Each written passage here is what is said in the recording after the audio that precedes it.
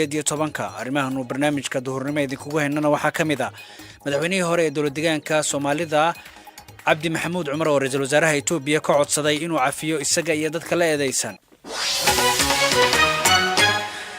aanu ku bilownay madaxweynihii hore ee dowlad deegaanka Soomaalida ee dalka Itoobiya Cabdi Maxamuud Cumar ayaa waxa uu ra'iisul wasaaraha Itoobiya ka codsaday in uu cafiyo isaga iyo dadkii la eedeysnaa Cabdi Maxamuud Cumar oo maanta markii saddexaad la keenay maxkamadda ayaa waxa uu sheegay in muddo 12 sano uu dalkiisa u soo shaqeynayay in la cafiyana uu mudan yahay dhageysiga dacwadiisa ayaa dib loo dhigay muddo kale hadaba faafahinta warkan ayaa waxaan goor dhaweyd weydiiyay wariyaha magaalada Jigjiga Cabdinaasir Sheekh Maxamed Xikam عبد الفتاح مدحوينه هره دولدانka Soomaalida Cabdi Maxamuud Cumar iyo saddexdii xubnood ee la socotay ayaa saaka la keenay maxkamadda waana markii saddexaad ee la keeno 42 maalmood kadib haddana waxay xeer ilaalinta codsatay in 10 maalmood oo kale la siiyo saasna waxay isku noqon doontaa 52 maalmood haddaba cabashooyin hore oo madaxweynuhu iyo xubnahan la socdaba ay hore u cabanayeen baa jiray oo ah inaan qorraxda in badan la tusin iyo in af Soomaaliga dadka ku hadla afxmaarka garanaynin ee ehelkooda markay isu yimaadaan qasab laga dhigo inay afxmaar ku hadlaan ama ayna la hadlin iyagoo yimid ay iskaga tagaan marka tanna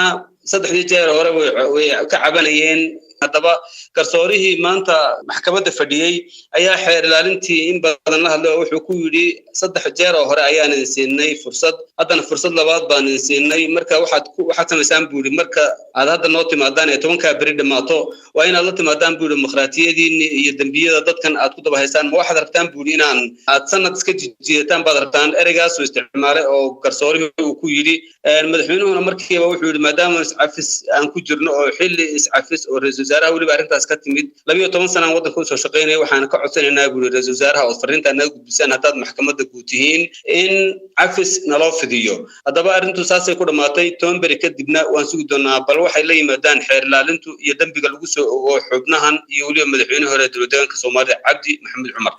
Cabdinaasir Sheekh Maxamed Xikam ayuu kaasi ahaa oo faafahinta warkaasi goor dhaweyd siinayay halkaad kala socotaan waa BBC Facebook ay dhageystayaal badan raayigooda kaga soo dhiibteen waa ay ku kala raay duwan yihiin haddii aan soo qabto qaar ka mid ah dhageystayaashaasi Maxamed Cawil Axmed oo boosaaso ka soo qoray waxa uu leeyahay hadalka madaxweynaha hore ee dowlad deegaanka Cabdi Maxamuud Cumar waa mid aan waxba soo kordhinayn waqti xaadir kan lagu jiro waayo waxa uu geystay buu leeyahay godob badan oo uu ka galay dadka deegaankaasi waxaana cafin kara shacabka deegaanka uu dhibta u geystay waa sida uu qabay